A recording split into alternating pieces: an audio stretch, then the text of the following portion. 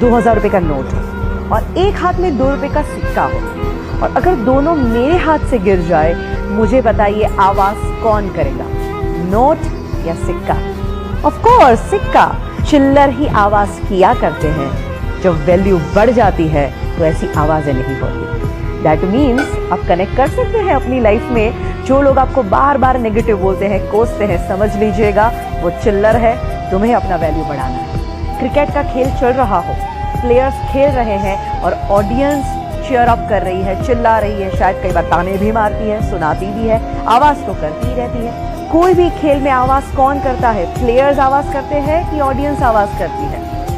Of course audience आवाज करती है। दैट मीन्स अगर आपकी जिंदगी में बहुत लोग आवाज करने लगे तो समझ लीजिएगा आप सच्चे खिलाड़ी हो, और वो अभी भी ऑडियंस ही है। एंड जब आपके अंदर ये एटीट्यूड आ जाएगा ना, आपको कोई रोक ही नहीं सकता।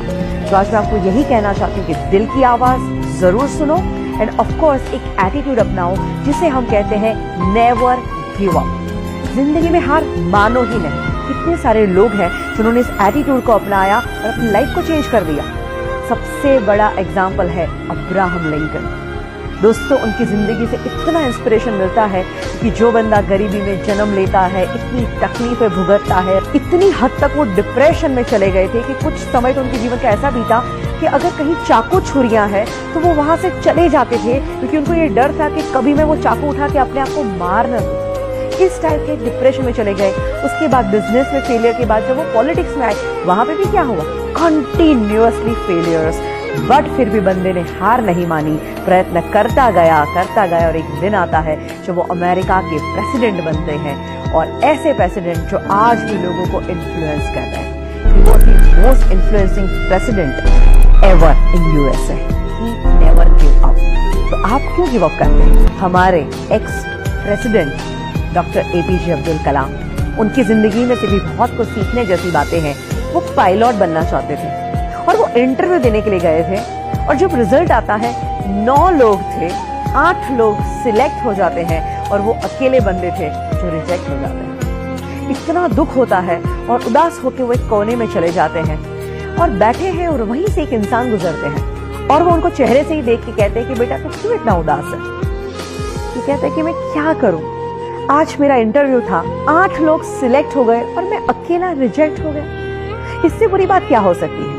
तो संत बड़े प्यार से कहते कि बेटा शायद तू अभी समझ नहीं पा रहा है, और शायद हो सकता है ऊपर वाला तुझे उससे भी बेहतरीन कुछ देना चाहता है।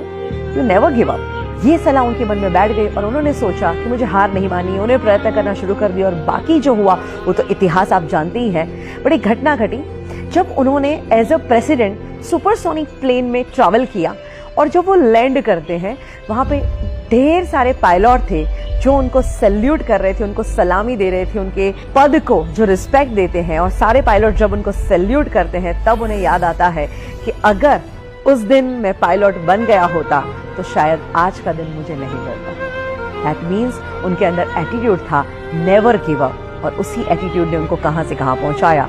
और सोचिए दोस्तों, अगर यही एटीट्यूड आप भी अपनाएं तो हम लोग कई बार चीज गलत ना हो जाए, मुझसे गलती ना हो जाए, इस डर से भी बहुत कुछ नहीं करते। बट याद रखिए, गलती वही करते हैं जो कुछ करते हैं। तो कुछ करने की हिम्मत रखिए।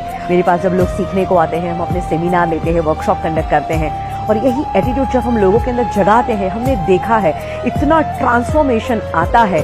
जिंदगी के वो माइनस फेज में चल रहे थे, और जब वो एटीट्यूड जिंदा हो जाता है और आज वो टॉप के शिखरों पे बैठे हुए हैं। Today is hard, tomorrow can be worst, but never give up, because the day after tomorrow will be the sunshine.